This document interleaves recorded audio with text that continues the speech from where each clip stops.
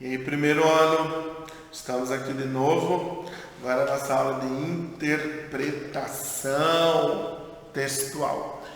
Nossa sequência, olha, se vocês olharem lá, desde que nós começaram as videoaulas, nós passamos pelo capítulo 4, 5, 6, 7, 8, Chegamos ao 9, vocês vão ver que tem uma sequência de assuntos, se vocês pegarem, que é a sequência do entendimento mesmo, Nós trabalhamos com inferências, trabalhamos com relações de sentido, o que é texto, o que é contexto, e hoje nós chegamos num assunto que é o interlocutor, Nós. Quando falamos em interlocutores, estamos falando em nós, aqueles que estão envolvidos numa situação de comunicação. Vamos lembrar, lá antes nós temos uma nomenclatura que até hoje, por exemplo, quando vocês estudaram funções da linguagem é o capítulo 6, que vocês viram, que nós vimos. Quando vocês estudaram função, vocês viram lá que nós temos uma nomenclatura assim, emissor, receptor, Aliás, deixa eu trocar aqui a mão, que eu estou contrário de vocês. Emissor, receptor. Aqui no meio tem a mensagem. Aí você tem o canal, o código e o referente, ligado nas funções da linguagem. Esse emissor e esse receptor, emissor quem emite a mensagem, receptor quem recebe, muitos livros vêm tratados assim. Locutor, e locutário, feio pra burro, Locutário, parece louco, mas assim. Ou então, interlocutor 1 e interlocutor 2. A palavra interlocutor é mais usada porque numa situação comunicativa sempre há a premissa de quem fala, de quem emite a mensagem e de quem ouve. Até quando você está sozinho, dando uma de louco, conversando sozinho, existe essa premissa. É uma situação de comunicação, é um monólogo, mas que você está falando com você mesmo. Então sempre tem essa premissa da interlocução. No momento que eu emito o meu discurso, vamos lembrar lá do conceito de texto de novo? O texto é uma manifestação do seu discurso para atender uma necessidade de comunicação. Como agora. Qual é a minha necessidade de comunicação? Dar aula para vocês, explicar o conteúdo aqui pelas aulas online. E vocês, que estão aí do outro lado, são meus interlocutores, assim como eu sou o interlocutor de vocês, certo? Agora, essa interlocução, vocês viram lá em funções da linguagem que cada texto, cada manifestação do discurso, ele tem um objetivo. Um texto tem uma função social: convencer, persuadir, chamar a atenção, explicar, informar, trabalhar com a linguagem. Isso são as funções da linguagem. Para que isso? Para que se produzam sentidos, para que se produzam relações de significado. E eu, como interlocutor 1, toda vez que eu vou manifestar o meu discurso, eu vou produzir um texto falado, escrito, desenhado, esculpido, vocês viram, Linguagem verbal e não verbal. Eu tenho que pensar no meu interlocutor. Começa com 2 questionamentos. Qual é o perfil do público? Leitor. Eu coloquei entre parênteses, que os leitores são interlocutores. Que se quer atingir. Por que leitor também, professor? Ora, quando você escreve algo, você está lendo um livro, um jornal, uma revista, uma mensagem sua no WhatsApp, você é um leitor. Seu interlocutor 1, o seu locutor, o seu emissor mandou a mensagem, você, leitor, está recebendo. Então, qual é o perfil do meu público? Qual é o perfil de vocês? Eu estou dando esta aula para quem? Estou dando aula para criança? Para adolescente? Para adulto? Para idoso? né? O meu perfil que é ensino médio, não, é graduação, universidade, é pós-graduação, é educação infantil, os pequenininhos, jardim, maternal. Qual é o meu público? Então eu tenho que levar isso em conta. Quando eu falo aqui com vocês, quando eu dou exemplo e tudo, eu estou levando em conta que o meu público que está aí do outro lado são jovens, são adolescentes que estão no ensino médio. Então, né, eu tenho que prestar atenção nisso. E a segunda, que recursos são empregados para despertar a atenção? O que eu faço, por exemplo, eu quero que vocês prestem atenção na minha aula aqui, né? Tem que prestar atenção. Só a responsabilidade, né, de cada um, a gente sabe que a gente não dá muito certo, né? Você dá uma cochilada, você cai aí de lado, né? Bota o fone de ouvido, está prestando atenção lá. Mas, o que eu faço para despertar a atenção? Que estratégia que eu uso? Esses dias, um colega de vocês, né, um aluno, mandou uma mensagem para mim e falou que acha muito bom que eu coloco as coisas assim no quadro, né? Eu ponho no quadro, escrevo, vocês já sabem do que nós vamos falar, qual é o esquema. Fala, professor, eu me organizo, até o senhor vai falando, eu vou acompanhando e depois eu não me perco, porque está tudo explicadinho lá, está tudo certo. Isso é uma estratégia, né? É uma estratégia que eu estou usando para despertar a atenção de vocês. Porque vamos supor que eu deixasse o quadro todo branco, não tivesse nada aqui escrito, e eu só falando. Alguns eu tentar anotar, eu tenho que ficar voltando toda hora pela fala, que é rápida, né? Mas não, você já tem isso aqui, isso facilita um pouco. Então isso é uma estratégia, né? De vez em quando eu dou uma brincadinha, falo uma coisa, tudo isso é estratégia o quê? Pensando no meu público. Por quê? Se eu tivesse um público, por exemplo, mais adulto, após graduação, aí não dá para ficar, né, fazendo muita coisinha, né? O negócio aí tem que ser assim, mais sério, no sentido de ter que chegar e falar e ler e passar slide com aquele monte de texto, porque lá tudo isso conta. E isso no dia a dia. Na abertura do capítulo de vocês tem uma propaganda do Banco Itaú. Vocês podem olhar aí na página 18, página 10, desculpem. Hoje o professor está sem óculos aqui, aí esses pequenininhos, difícil, nessa claridade toda. Tem uma propaganda do Itaú no outdoor, que se vocês lerem, né, o primeiro com o segundo texto, você pode, que ele fala supersticiosos, o Itaú foi feito para vocês. Então, que público que ele queria atingir, o que ele queria mostrar. E quando eu penso no meu interlocutor, eu estou pensando em tudo isso. Né? De que maneira eu posso atingir o meu público e fazer com que ele, né, tenha atenção no que eu falo. Bom, essa interlocução, ela se baseia aqui, ó, discurso. Vamos lembrar de novo? Texto é a manifestação do seu discurso, certo? Esse é o texto. Então, quando você pensa nesse momento de interlocução, você vai pensar no discurso. O que eu vou falar? O meu assunto de hoje da minha aula é esse. Então, como é que eu apresento esse discurso, esse texto para vocês? Aí vem. Se molda, bonito isso aqui, né? Se molda o perfil do interlocutor. Moldar o perfil é o quê? O que eu estava comentando agora antes.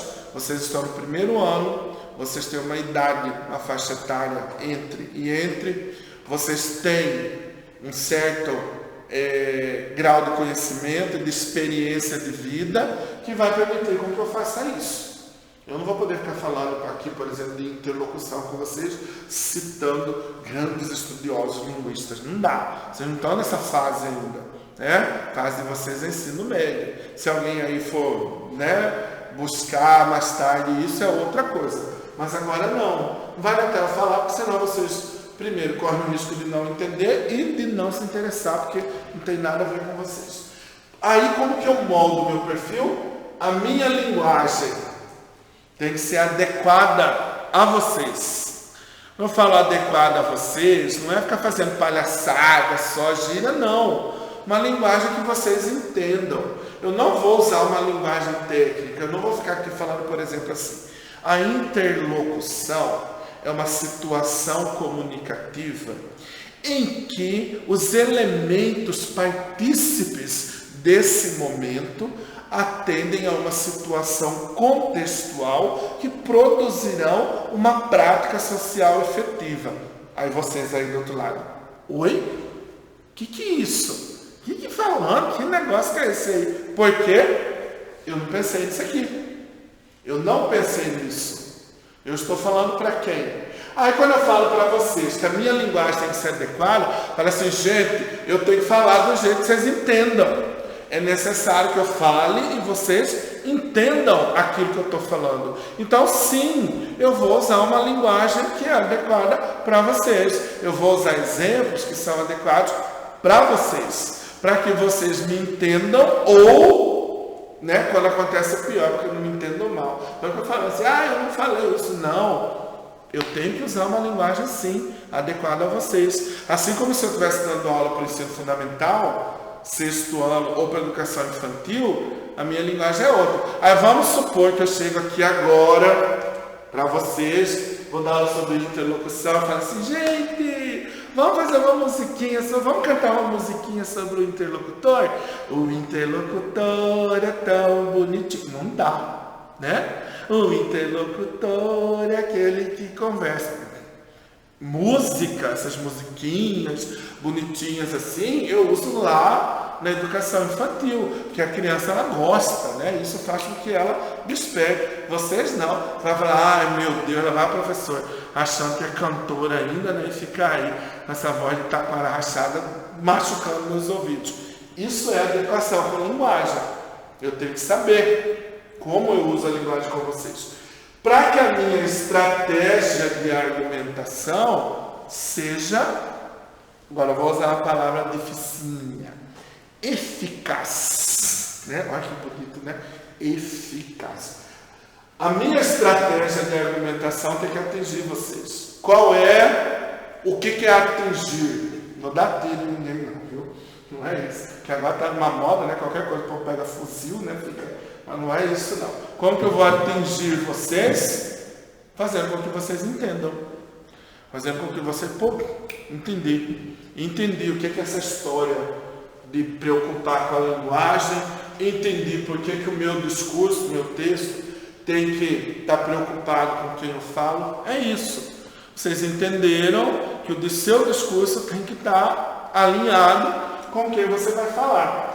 Quando eu conheço o perfil do meu interlocutor, eu tenho sucesso da minha intenção discursiva. O que é sucesso de intenção discursiva? Eu falo e vocês entendem.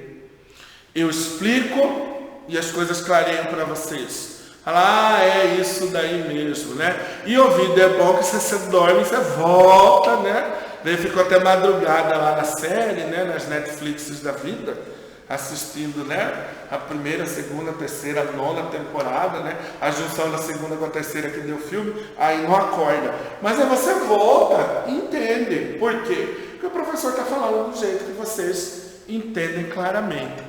Isso é preocupar-se com. E, embora eu esteja dando exemplo aqui para vocês de nós, e eu dando aula a vocês aí ouvindo, essa situação é de vida. Uma agência publicitária que vai pensar numa propaganda, ela tem que pensar tudo isso. Quem que é o público? Qual é o poder aquisitivo desse público? Que tipo de linguagem vai ser utilizada? De que forma que aquele produto vai chegar naquele público para que esse público compre aquele produto mais tarde? Então tudo tem que ser pensado. Uma campanha que o governo vai fazer, qualquer campanha, educação, saúde, transporte, tudo tem que ser pensado. Como que isso vai chegar no povo? De que forma que as pessoas vão entender? Eu não sei se vocês viram esses dias, porque como eu sempre digo, a internet não perdoa, né? Quem perdoa é Deus.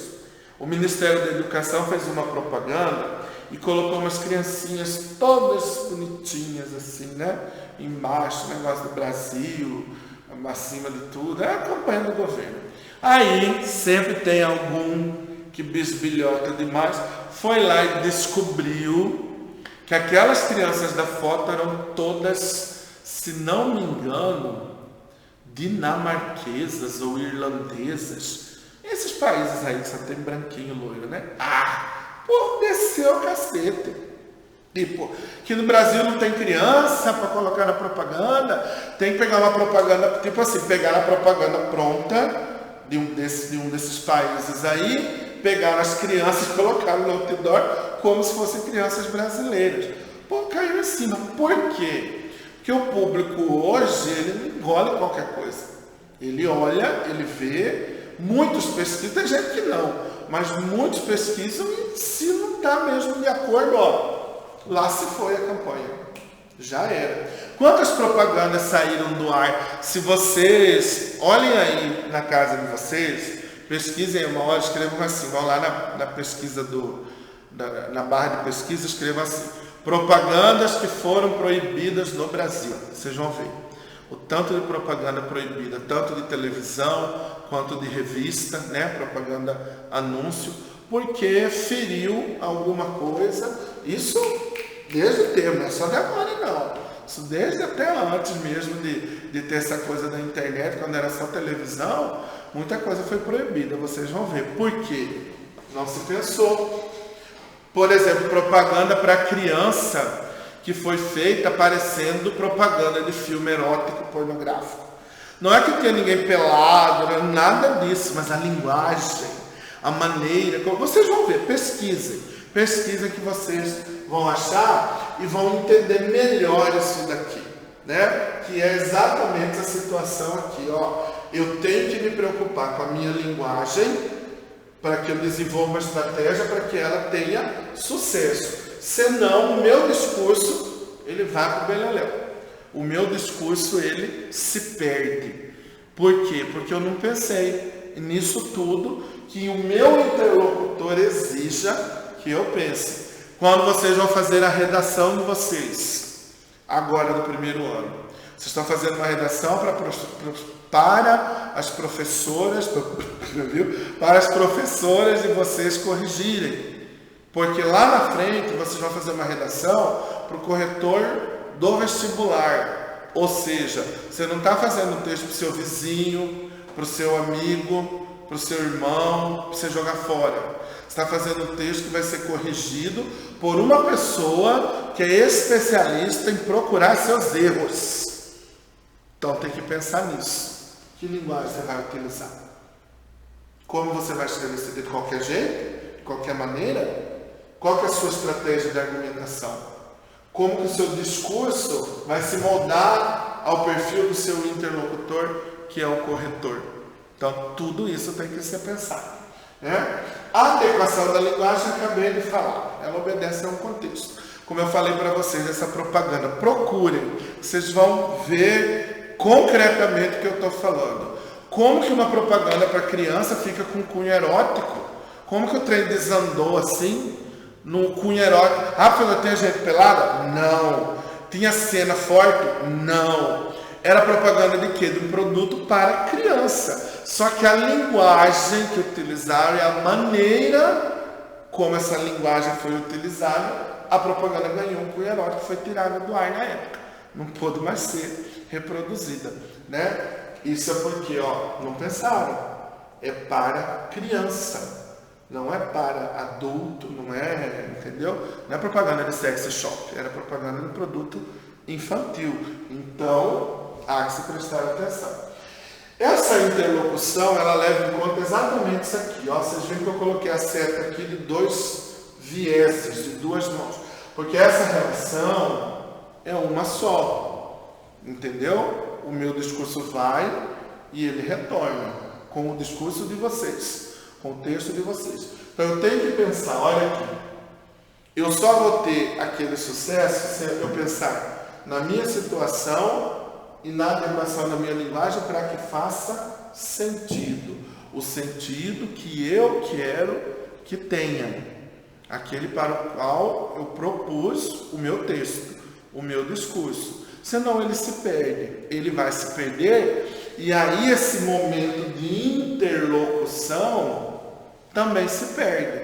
Aí você não se interessa, você não gosta, você acha errado, como hoje, né? As pessoas descem mesmo cacete, porque não pensou na frase, né? Porque não pensou naquilo que ia falar, porque não pensou direito, aquilo ali não poderia. Uma situação que é constrangedora, as pessoas estão observando por quê. Hoje todos somos interlocutores, né? E na vida, essa interlocução, essa maneira de você manifestar o seu discurso, ela pesa muito. Na profissão, no dia a dia, nas manifestações, né? Em questões político-econômicas, em questões pessoais. Então, há que sempre pensar nesse interlocutor, certo? Lembrem-se, atividades aqui, certinho? Vão fazendo. Nesta aula, quando vocês assistirem esta aula, provavelmente vocês já terão recebido o documento. Eu vou mandar um documento em Word para vocês, nos grupos e também na plataforma, como eu disse, né, já com todas as nossas aulas, desde o capítulo 4, atividades e tudo mais, para quem ainda está meio perdido, se organizar melhor, certo? Tudo de bom para vocês, um abraço, saudades imensas. Tchau, tchau.